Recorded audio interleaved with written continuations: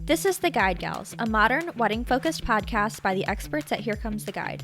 I'm Chelsea, a designer and inspired creative who's probably racked up over 9,000 hours on Pinterest and the friend who's going to shoot it to you straight. And I'm Caroline, a social media manager who is obsessed with dogs as ring bearers and will inevitably cry over your wedding video. We've seen it from all sides. We've been brides, planners, bridesmaids, and have worked with standout brands throughout the industry. Think of us as an extension of your wedding party and hang out with us as we share the ins, outs, ups, and downs of the road to I Do.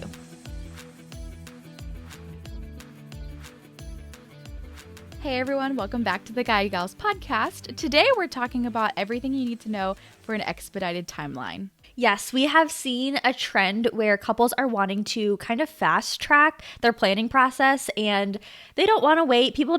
Not everyone wants to necessarily wait like a year or more between getting engaged and actually getting married. I think like the marriage is the focus more so, which I think is great. So we are going to talk about planning a wedding in a really short timeline today. Yeah. Honestly, a lot of times you think of like the perfect timeline being at the very least 6 months, but maybe as long as a year, 2 years.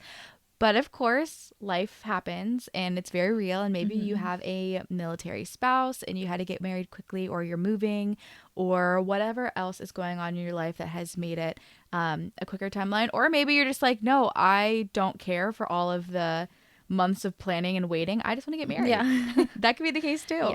Yeah, whatever the reason is, we're going to get into it. We have a full checklist for you today in how to get married or how to pull off a wedding really in 90 days or less. Yeah. And don't forget, we also do have a free printable to download on our site that will give you the full checklist, the full timeline. And that is a really incredible resource if you fall into this bucket of a shorter time frame. Before we break all of those details out, though, we are, of course, going to talk about our beverage of the day. Chelsea, what do you got? I'm drinking a Diet Coke, and I have a suspicion that you're also drinking a Diet Coke. Here's the thing, though. Yes, do indeed have my crispy Diet Coke.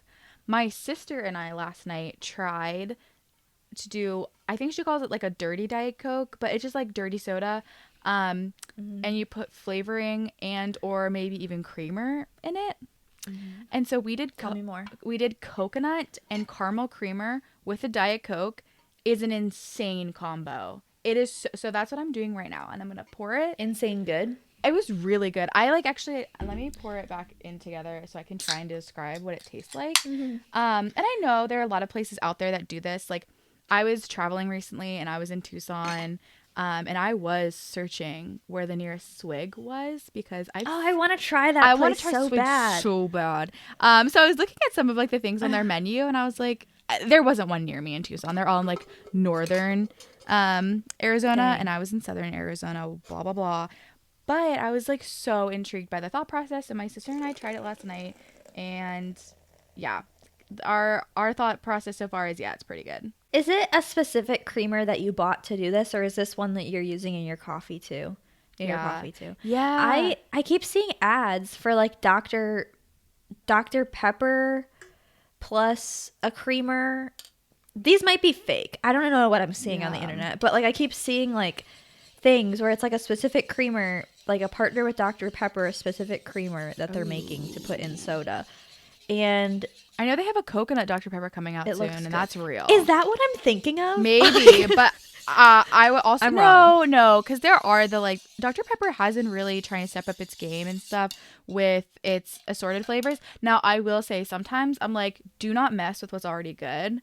But my husband does love it's like strawberries and cream. I love it so much. Yeah. It's so good.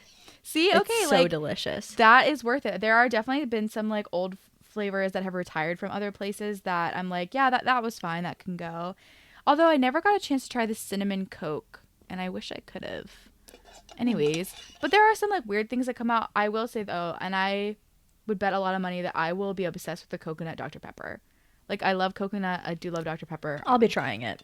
I can't describe how this tastes, but it's just good.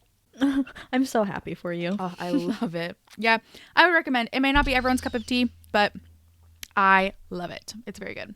Okay, so now we are going to get into our expedited timeline here. We're going to start off at the point where you're going to be 10 to 12 weeks until your wedding. So when you're on such a short timeline, most of the heavy lifting will need to be done up front. And just right off the bat, too, I want to mention you're going to have to learn that if you're planning a wedding in a really short amount of time, you have to be flexible and you have to be adaptable. You can't be super rigid in everything that you want, because just plain and simple, you're not going to be able to have everything that you could possibly have if you were waiting maybe a full year, of like having a full year to plan things and, have things come together. A lot of things in the wedding industry are like almost like built on, I think, like more of that longer timeline, and they just take that long to have. So I want to mention that right at the top. And once again, right at the top too, this is going to be like where you're going to need to get the bulk of your stuff done, is right at the beginning here. So number one, you're going to want to establish a budget and stick to it. We talk about budgeting all the time. It remains the same for whatever length of time planning that you have. Like, we are seriously, make a budget. And if you want more information on this, we'd love to give it to you. We have other episodes on this. Our very first episode that we have is how to create a wedding budget. It is totally worth a listen. And you have to think, like, if you're having your budget set in place, you're going to be able to start your marriage off on the right financial foot. This is so important. We have lots of free resources, printables on this as well. So check that out. But yeah, figure out what your bottom line is and figure that out fast. Figure that right away. That is step one. Next, you're going to put together your guest list with that budget in mind. We talk about this in other episodes as well. We get more detailed on this, but just remember that with a tight time frame, your guests might already have plans or whatever. So this is going to be like a last minute thing, especially if you have people from out of town. So keep that in mind. Be flexible. Be adaptable. Find your wedding style. That's next. So pick a color palette, pick a theme if you're going to have some sort of theme, or at least like keyword that you're trying to stick to.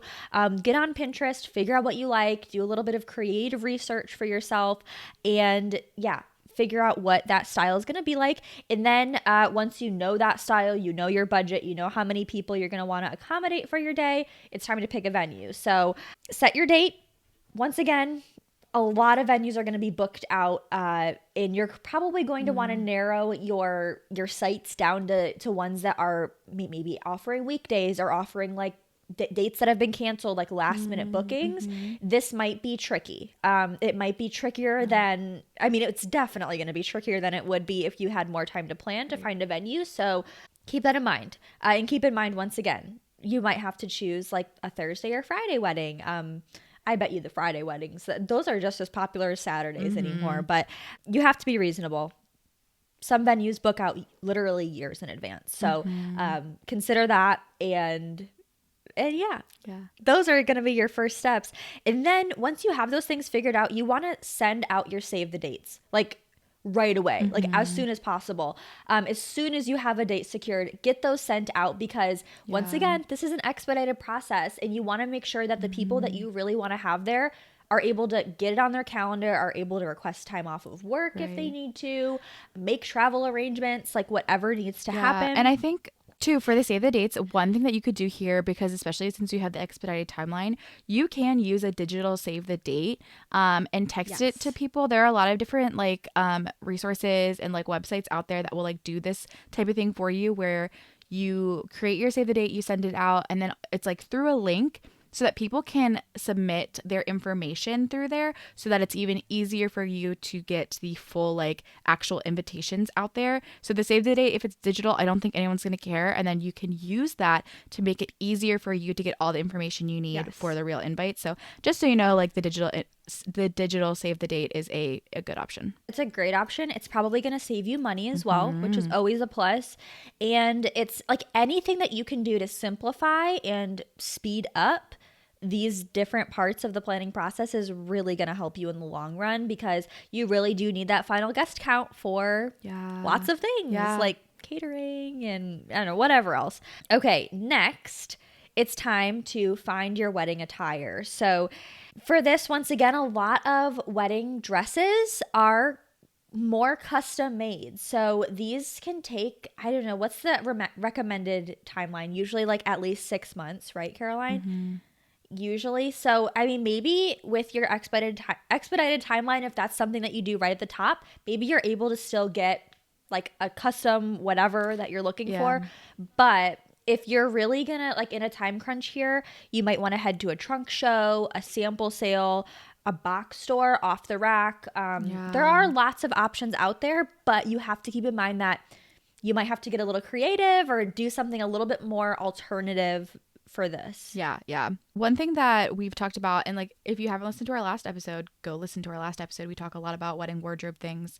And one thing that I talk about there is the Anthropologie weddings. There's a lot of different things that you can get at Anthropologie weddings. It used to be called Beholden. And one of the tips that I have given in the past is that if you are on this kind of quicker timeline, there are a lot of places that you can go to, not just Anthropologie weddings, but you can get things off the rack. But I really do think that the quality of Anthropologie weddings is so good, and you can get some of their stuff pretty cheaply. So one of the times that you can go around is during the like, okay, if you're doing a quick timeline, you may not be able to plan for this in advance, but they do have a sale around the like Black Friday time frame. And they also do have other like assorted sales throughout the year that you can go to. And they also have special like almost overstock stores or older styles in these bigger warehouses, like kind of outlet type of feel, where they have things from not just Anthropologie, but also maybe from Free People or other places that you can get some things there. Those are great places to check out on a quick kind of turnaround.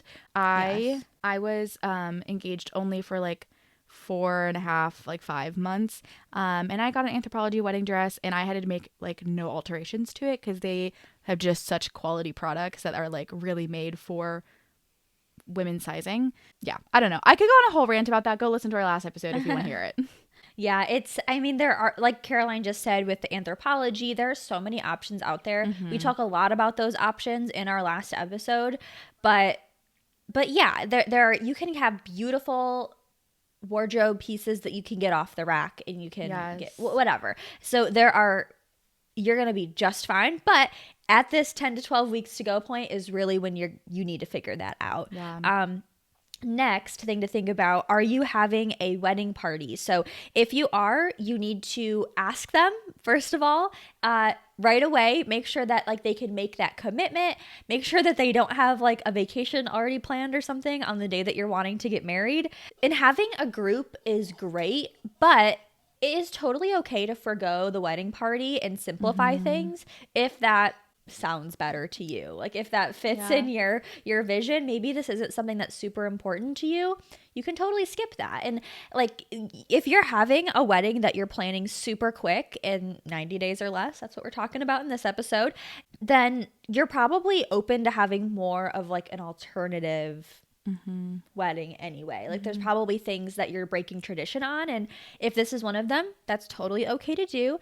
And then if things get too overwhelming, if you're listening to us right now and you're like, okay, that's like a lot of stuff and it sounds like I don't quite know how to figure that out, maybe you don't have the time for it, consider hiring a planner.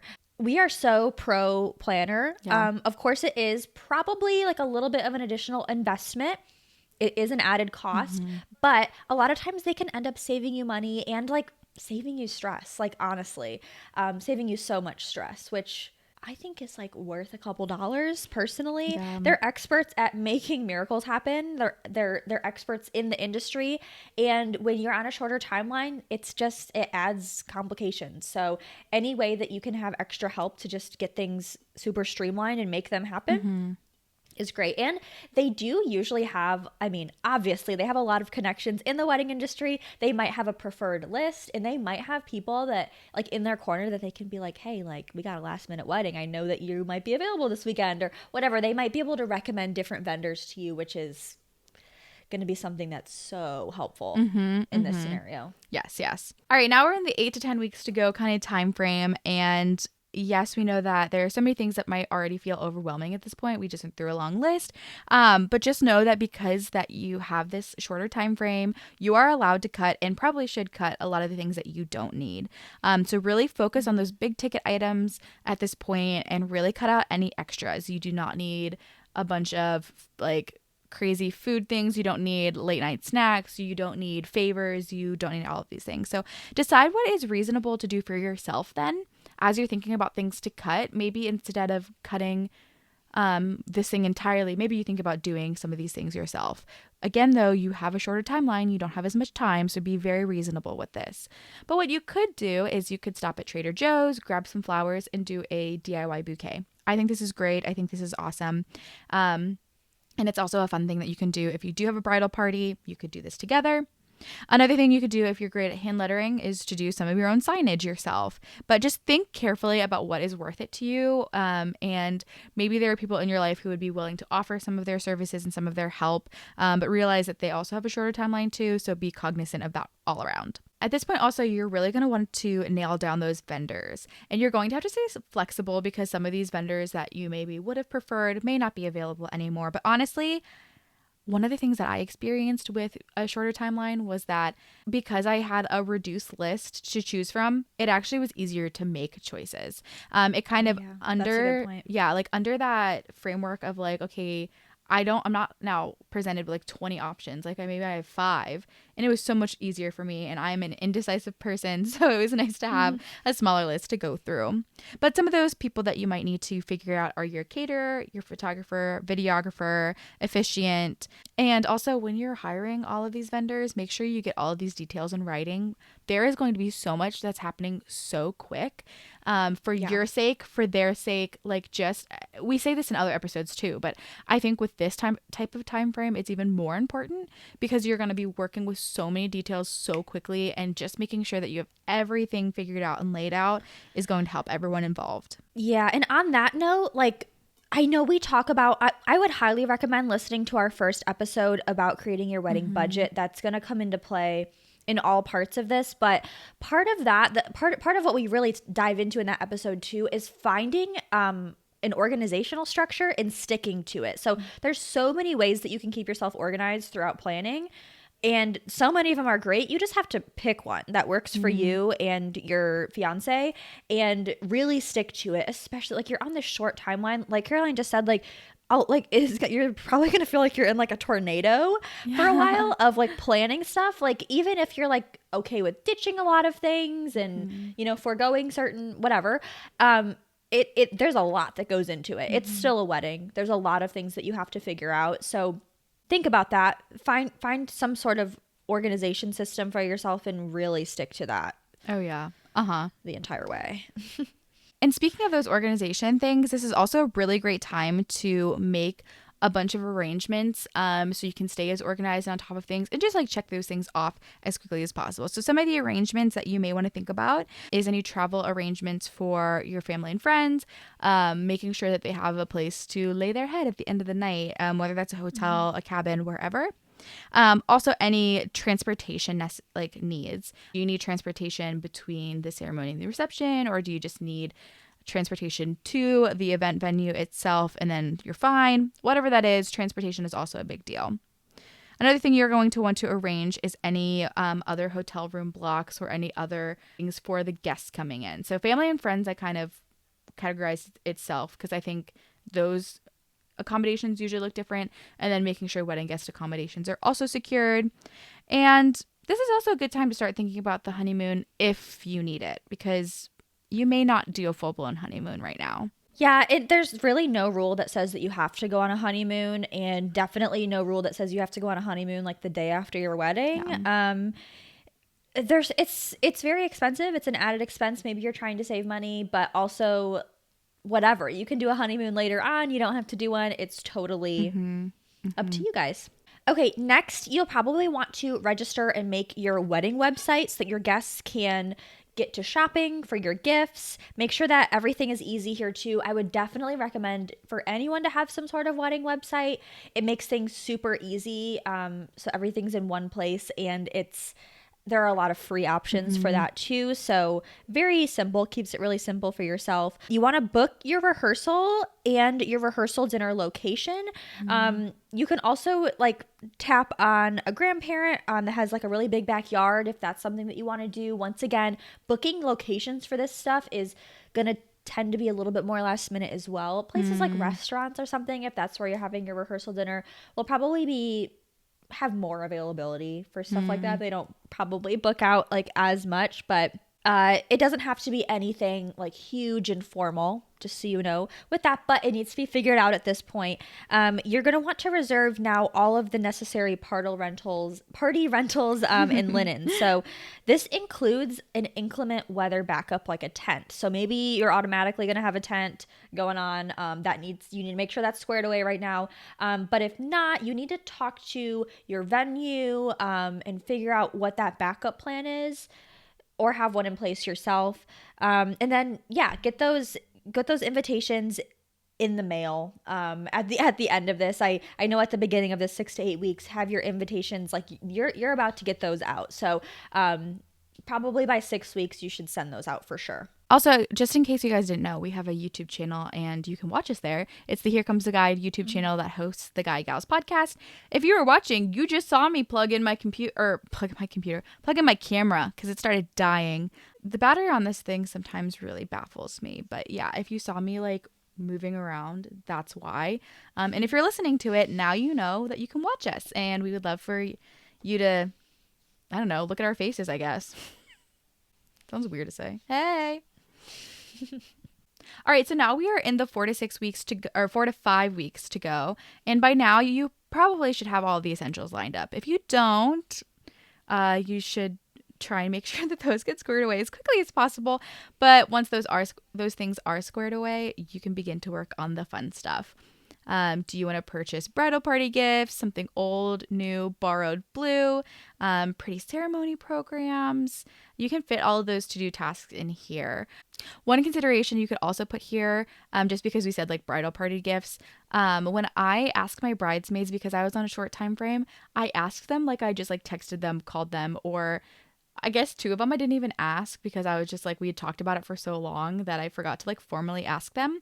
But I gave them big gifts right before the wedding. And that was almost like my bridesmaid proposal kind of thing for them. So I left all of the really important things, right at the beginning. Asking them was more important. And then buying their gift came a little bit later, kind of in this 4 to 5 week range where I got them their bigger, nicer gifts. Other things that you can do in this time frame is check your state's requirements and make plans to obtain your marriage license. We've talked about that in other episodes, that you really do need to make sure state to state it's different. And this is a really good time to get all of that squared away because some places have short time frames and some places might have longer ones. So go ahead and do that. You also will want to purchase wedding rings if you haven't already. They don't have to be expensive. You can get something that's a placeholder and then spend some more time finding something that you really want afterwards. I've also talked about this before. My husband and I did this, and he is still wearing his $30 Etsy ring. We had big plans to like replace it with something nicer, and we never did. You can also order wedding favors or do the DIY route. Also, if you do have a wedding party, this is a good time to give them a nudge to make sure they have all of the necessary attire. Yes, maybe they bought their dress, but do they need shoes, earrings, whatever else? And also start researching name change requirements if that's the route you're going to go. If you're not changing your name, awesome. If you are changing your name, it really is a good idea to start thinking about it now. There are subscription places like Newly Named. I think that's what it's called.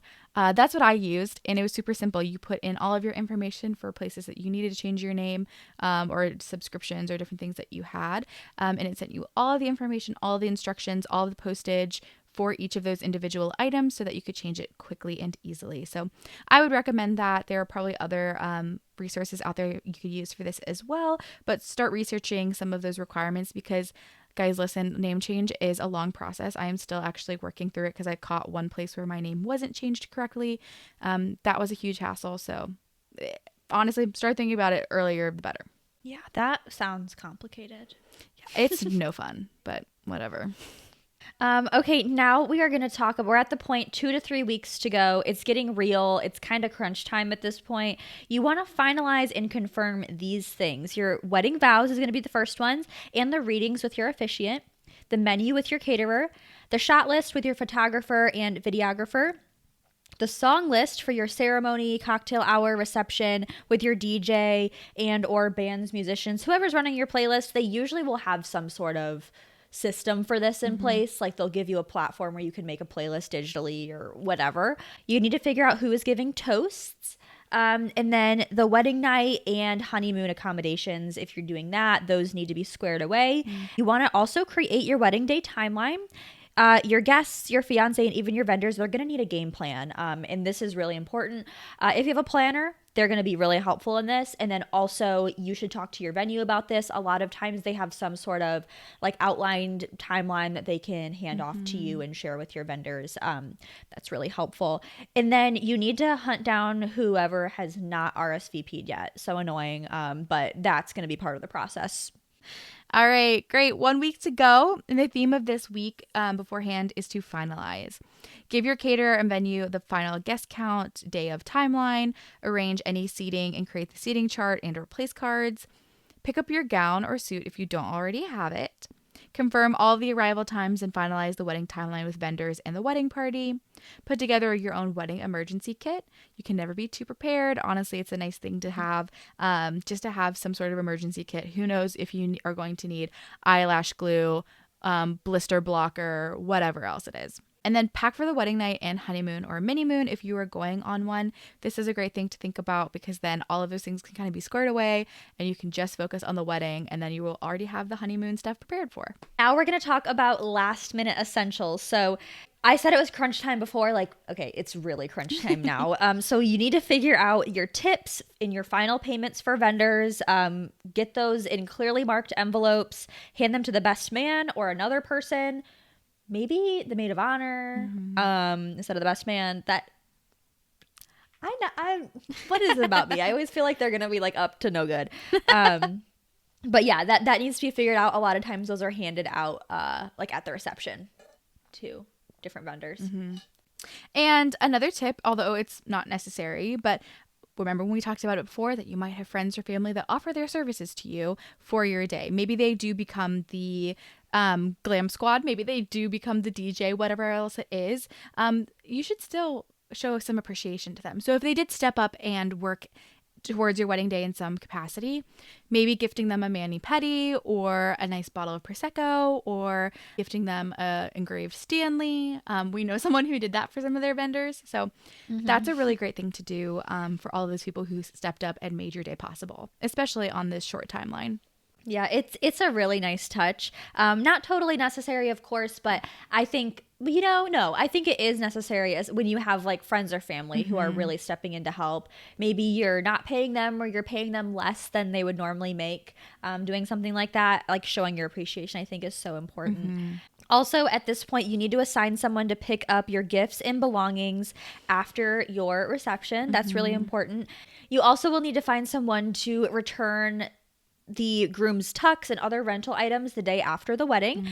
You need to make sure that all your wedding day items are packed and laid out the night before your big day. Seriously, don't like wait till the day of your wedding to do little things. If you're having the thought like, oh, I'll just do that tomorrow, or like, oh, you know what, like the morning of, I can take care of that. Like, that's a bad idea. It's going to be a stressful day. It's going to feel like a whirlwind. And like any way that you can alleviate stress, do it. Set yourself up for a really smooth day. And yeah, like take a few deep breaths. Make sure everything is ready to go, but enjoy this time. Like it's a really special time. And, at this point, you should have all of the hard stuff figured out. All of the hard planning things are done. And you can really just start to have fun. Yes. And then after your wedding, congrats. You are newlyweds. You're enjoying it. It's awesome. And you're going to have another list of things to do after your wedding. One of those things being to write and send thank you cards. Do that the sooner the better, because the more you procrastinate, the harder it is to do those thank you cards, and then it just kind of sucks for everybody. I know one of my friends said that like technically you like have a year to send out your thank you cards.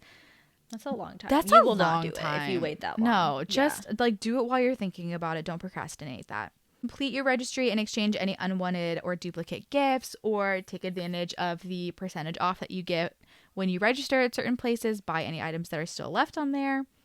Have your wedding dress cleaned and preserved if you would like to do so, or you can sell it or rent it out, however you want to do that. Keep in touch with your photographer and videographer as they work on the albums. Typically, those things get delivered later afterwards. Like they don't have deliverables right away for you. That's okay because they're working their magic. But just keep in touch with them as they're working on that process. Just enjoy being married. Like that's the best part. And probably a lot of this process felt like a whirlwind and you maybe didn't get the chance to stop and appreciate it. So now's the time to do so in your newly wedded bliss.